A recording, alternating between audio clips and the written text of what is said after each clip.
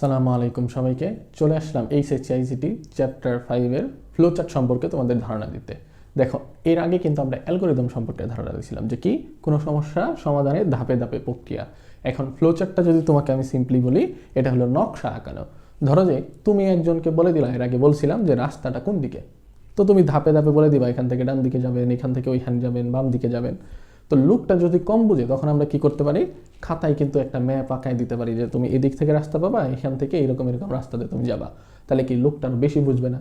দেখো তো, আমরা মানুষের নামের থেকে মানুষের চেহারাটা কেমন সেটা একটু বেশি মনে রাখতে পারি না? ঠিক একইভাবে যখন প্রোগ্রামাররা প্রোগ্রাম তৈরি করে তখন অ্যালগরিদম তো করেই ওইটাকে সহজে আবার বোঝার জন্য বা সহজে ওইটাকে মনে রাখার জন্য, খেয়াল করার জন্য ওইটাকে চিত্রভিত্তিক একটা রূপ দেয়। আর সেই রূপের নাম হলো ফ্লোচার্ট। ওকে, তাহলে আমরা তার সংজ্ঞাটা দেখি। ফ্লোচার্টটা কি আসলে? ফ্লোচার্ট হলো এমন এক ধরনের চিত্র যার মাধ্যমে কোনো সিস্টেম বা প্রোগ্রাম কিভাবে কাজ করবে তার ধারা বা গতিপথ স্পষ্টভাবে দেখানো হয়। অর্থাৎ এর মাঝখানে কি থাকবে, যে কোনো একটা ধারা বর্ণনার একটা চিত্রভিত্তিক একটা রূপ, তাই না?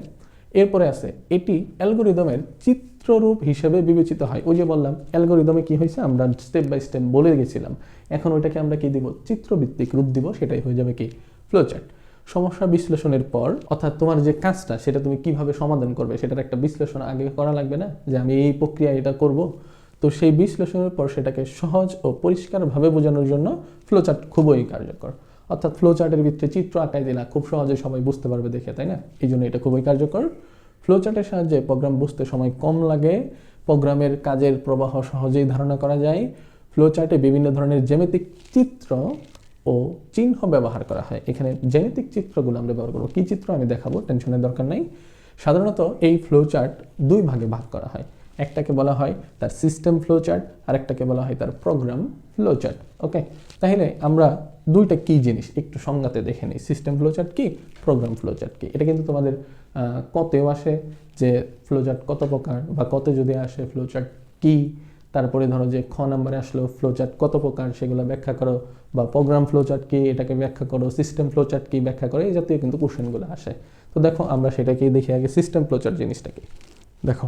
যখন একাধিক কাজ বা প্রক্রিয়ার সমষ্টি থেকে কোনো সিস্টেম গঠিত হয়, অর্থাৎ অনেকগুলা কাজের বা বড় ধরনের কোনো কাজের একটা সমাধান তুমি করবা, তো সেইটার একটা সিস্টেম মানে প্রক্রিয়াটা তোমার কিভাবে করবা সেটা তুমি বলে দিবা। তখন সিস্টেমের ভিতরে কার্যপ্রবাহ বা প্রক্রিয়াকরণের গতিপথ প্রদর্শনের জন্য সিস্টেম ফ্লোচার্ট ব্যবহৃত হয়। ধরো যে সিস্টেম ফ্লোচার্টে কি থাকে, একটা শর্টকাট করে কোনো একটা প্রোগ্রামের শর্টকাট চিত্র আকারে ওইখানে জাস্ট বর্ণনাগুলো দেওয়া থাকে। এই বিশদ আকারের বর্ণনা আকারে অত বড় অ্যালগরিদমের মতো দেওয়া থাকে না, শর্ট শর্ট ওয়ার্ড ব্যবহার করে চিত্র দিয়ে সেটাকে খুব সহজেই উপস্থাপন করা হয়। সেটাই সাধারণত সিস্টেম ফ্লোচার্ট। ধরো যে উদাহরণস্বরূপ একটি বড় প্রতিষ্ঠানের সকল কাজের ধারাবাহিকতা সহজে বোঝাতে সিস্টেম ফ্লোচার্ট ব্যবহার করা হয়। অর্থাৎ একটা কোম্পানির যাবতীয় কাজগুলোকে যদি ছোট আকারে বা শর্টকাটে যদি বোঝানোর একটা কোনো কৌশল থাকে, তাহলে সেটাকে কিন্তু বলা হবে সিস্টেম ফ্লোচার্ট। এটি বড় ধরনের কাজ বা তথ্য প্রবাহের সমন্বয় দেখায়। অর্থাৎ সকল কাজের শর্টকাট একটা চার্ট দিয়ে দিল, নকশা বা ডিজাইন দিয়ে দিল, সেটাকে আমরা বলি কি তখন সিস্টেম ফ্লোচার্ট। আবার প্রোগ্রাম ফ্লোচার্ট কি জিনিস? প্রোগ্রাম ফ্লোচার্ট হলো প্রোগ্রাম লেখার আগে প্রোগ্রামের কাজের ধাপগুলো চিত্রের মাধ্যমে উপস্থাপন করার পদ্ধতি। অর্থাৎ তুমি একটা কাজ বা কোনো কিছু সমস্যার সমাধান যে করবা, তার যে একটা চিত্রভিত্তিক একটা রূপ দিবা, সেটাই হলো কি প্রোগ্রাম ফ্লোচার্ট। এতে প্রোগ্রামের প্রতিটি ধাপ স্পষ্টভাবে দেখা যায়, অর্থাৎ প্রতিটা ধাপে কি কাজ করা হবে সেটা সুন্দর করে বর্ণনা করা থাকবে। ওকে, একদম স্পষ্ট থাকবে। এটাই শর্টকাট করে দেওয়া থাকবে, ওইটাতে কিন্তু প্রতিটা ধাপ একদম বিশদ করে সুন্দর করে চিত্রর ভিতরেও বর্ণনাটা ঠিক থাকবে। ওকে, সিস্টেম ফ্লোচার্টে সাধারণত প্রোগ্রামের বিস্তারিত বিবরণ থাকে না, অর্থাৎ এখানে শর্ট শর্ট করে দেওয়া থাকে, কিন্তু একটা প্রোগ্রাম ফ্লোচার্টে ধাপে ধাপে কাজের বিস্তারিত বর্ণনা থাকে, অর্থাৎ বেশি বেশি করে বর্ণনা দিয়ে চিত্র আকারে সেটা বর্ণনা থাকে। এই হলো দুইটার মধ্যে পার্থক্য। যদিও বা দুইটাই কি চিত্রভিত্তিক, একটার ভিতরে ছোট করে শর্টকাট করে চিত্র দেওয়া থাকে, আর একটাতে বর্ণনা করে করে কিন্তু বড় আকারের, সেটাকে প্রোগ্রাম ফ্লোচার্ট বলে। ফলে প্রোগ্রাম সহজেই ফ্লোচার্ট দেখে প্রোগ্রাম লিখতে পারে। অর্থাৎ একজন প্রোগ্রামার সে খুব সহজেই সেই বর্ণনাগুলো দেখে একসাথে চিত্রও পাইলো, একসাথে বর্ণনা পাইলো, সকল কিছু বুঝতেও পারবে এবং প্রোগ্রাম রচনাও করতে পারবে। ওকে, তাহলে আশা করি সবাই দুইটা বুঝতে পারলা। এরপরে আমরা যদি যাই, এখানে যে চিত্রগুলো দেওয়া আছে এই চিত্রগুলো দিয়েই কিন্তু খুব সহজেই তুমি তোমার পরীক্ষার অ্যান্সার করতে পারবা, এই মাত্র এই কয়েকটা চিত্র দিয়ে। ঠিক আছে, বেশি চিত্র লাগে না। তোমাদের পঞ্চম অধ্যায়ে এইচএসসি লেভেলে এই কয়েকটা মোর দেন এনাফ। ঠিক আছে, এই কয়েকটা দিয়ে আমরা এই অধ্যায় সম্পূর্ণ কভার করতে পারবো। তাহলে তুমি দেখো প্রোগ্রাম ফ্লো চার্টের কিছু জিনিস এখানে আমরা বলে দিই।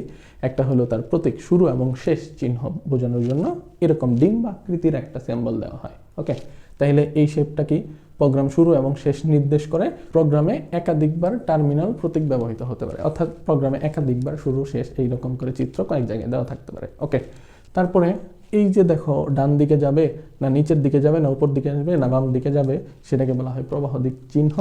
তখন এটাকে বর্ণনা যদি করি, প্রোগ্রামের ব্যবহারের পথকে নির্দেশ করে, মানে প্রোগ্রামটা কোন দিকে যাবে, কার পরে কে বসবে, এটার পরে এটা ডান দিকেরটা যাবে না বাম দিকে যাবে সেটাকে নির্দেশ করবে।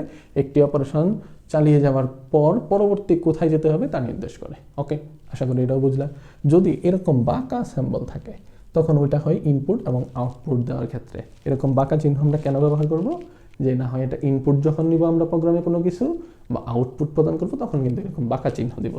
তাইলে প্রক্রিয়াকরণের জন্য ইনপুট চাওয়া হয়, অর্থাৎ তুমি যে কাজটা করবা দুটি সংখ্যার যোগ করতে বললো, তাহলে কোন দুইটা সংখ্যা সেটা তোমার দিতে হবে না তোমাকে, তারপরে না তুমি যোগ করে দেখাবা, তাহলে তখন কি নিজে ইনপুটটা নিতে হবে। অর্থাৎ প্রক্রিয়াকরণ তোমার যে কাজটা সেই কাজটার জন্য ইনপুট চাওয়া হয়, এবং প্রক্রিয়াকরণ শেষে অর্থাৎ তোমার যে কাজটা দেওয়া হয়েছে সেই কাজটা শেষ করার পরে সেটার ফলাফল হিসেবে আউটপুট প্রদান করা হয়।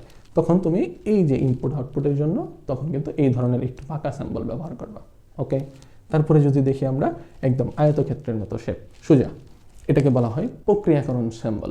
অর্থাৎ যখন তুমি কোনো একটা কাজ করবা, যোগ করবা, গুণ করবা, ভাগ করবা, যাই করো না কেন, সেই প্রক্রিয়াকরণ বা সেই কাজটা করার সিম্বলটাই হবে কি এরকম আয়তক্ষেত্রের মতো। প্রক্রিয়াকরণের কাজ বা অ্যাক্টিভিটিস কীরকম হবে তার নির্দেশের জন্য এই প্রতীক ব্যবহার করা হয়। ওকে, অর্থাৎ এরকম চিত্রের ভিতরে যেটা থাকবে তুমি ওইটা ধরে নিবা এটা কাজ করা হয়েছে, এরকম চিত্র থাকলে সেটাকে ধরে নিবা ইনপুট আউটপুট নেওয়া হয়েছে এর ভিতরে, সহজেই তাইলে বোঝা যাবে, তাই না?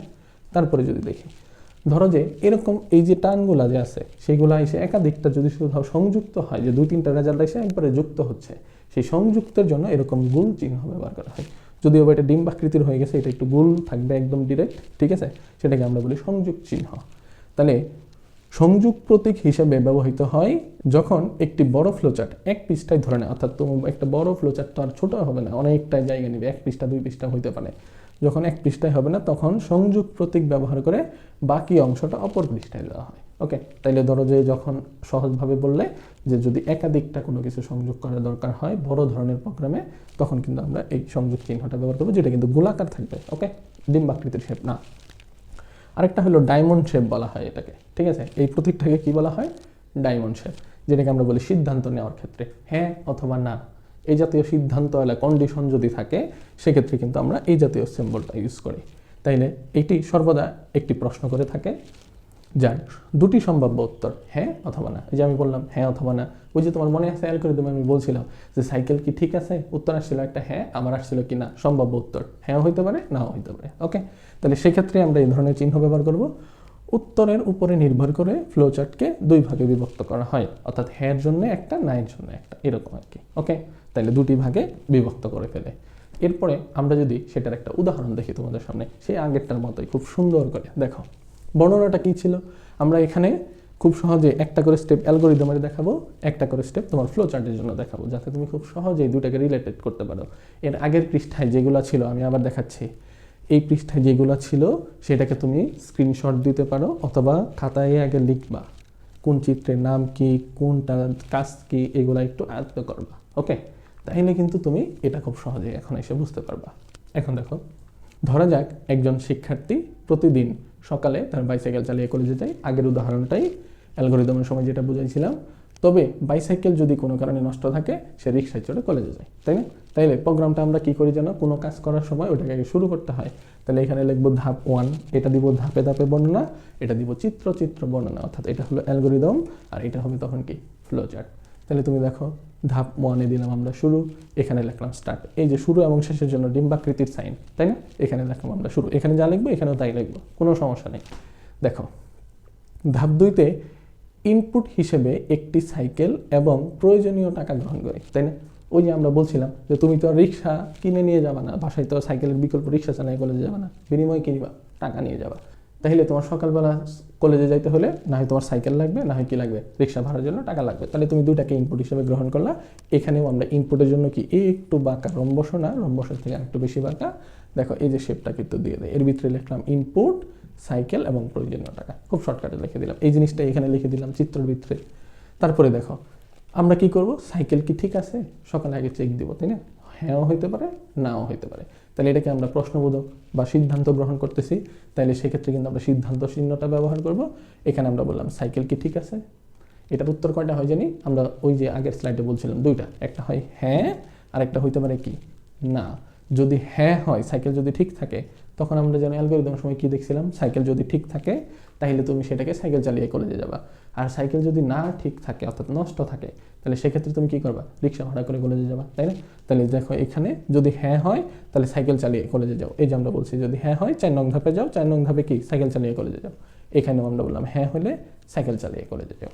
আর যদি এটা না হয়, সাইকেল যদি নষ্ট থাকে, তখন তোমার বিকল্প বুদ্ধি কি, রিক্সা ভাড়া করে কলেজে যাও, রিক্সা চালিয়ে না কিন্তু রিক্সা ভাড়া করে। ওকে, যদি সাইকেলটি না ঠিক থাকে সেক্ষেত্রে তুমি রিক্সা ভাড়া করে কলেজে যাবা। এই হলো প্রসেস। এখন দেখো তো এই প্রোগ্রামটা কি ছিল, কলেজ পর্যন্ত পৌঁছানোর জন্য বা যাওয়ার একটা প্রসেস। তাহলে তুমি কি বলে দিলা না যে কিভাবে যাওয়া যায়, তাহলে তোমার কি কাজটা শেষ অলরেডি। তাহলে এখানে লিখবা শেষ, আর এখানে দুইটারই কি, যেখান দিয়ে আসো ওইটারই কি কাজটা শেষ হবে না। দেখো তুমি প্রয়োজনীয় সাইকেল আর টাকা নিলা, সাইকেলটা ঠিক আছে কিনা চেক দিলা, যদি হ্যাঁ হয় সাইকেল চালিয়ে কি কলেজে গেলে কাজ শেষ। তাহলে এই দিকটা এসে কী হবে, এখানে সংযোগ হয়ে এখানে চলে আসলো। সাইকেল যদি না ঠিক থাকে, নষ্ট থাকে, সেক্ষেত্রে তুমি কি করবা, রিক্সা ভাড়া করে ওই কলেজেই কিন্তু আসবে, কাজ শেষ। তাহলে কিন্তু দুইটাই কিন্তু উত্তর হবে না, যে কোনো একটা আসবে, এই জন্য দুই পাশ দিয়ে কিন্তু একবারে আসলো। ওকে, আশা করি খুব সহজে এটা বুঝতে পারলে। আমরা এর পরবর্তীতে প্রতিটা টপিকের কিন্তু ব্যাখ্যা বিশ্লেষণ করে তোমাদের সামনে ক্লাস নেব। ওকে, খুব সুন্দর করে আশা করি। দেখো তো তোমার নিজের কাছে এখন কি মনে হয়, এই যে হিবিজিবি লেখাগুলোর থেকে তুমি এটা দেখে কি বেশি বুঝবে না? এটাই হলো কাজ। যদিও বা জিনিস দুইটা একই, কিন্তু ধাপ ধাপ যেটা বর্ণনা থাকে অ্যালগরিদম, সেটা বোঝার থেকে চিত্রভিত্তিকটা বেশি বোঝা যায়, বিদায় দুইটাকেই প্রোগ্রামাররা ব্যবহার করে থাকে। ওকে, প্রথমে প্রোগ্রামার কি করে, একটা অ্যালগরিদম বানায় নেয় এবং সেই অনুযায়ী শর্টকাটে বোঝার জন্য চিত্র বানায়, তারপরে সি ভাষা, জাভা, অন্যান্য যে প্রোগ্রামিং ল্যাঙ্গুয়েজগুলো আছে সেগুলো সে ব্যবহার করে একটা প্রোগ্রাম সমাধান করে থাকে। আই হোপ সবাই বুঝতে পেরেছ।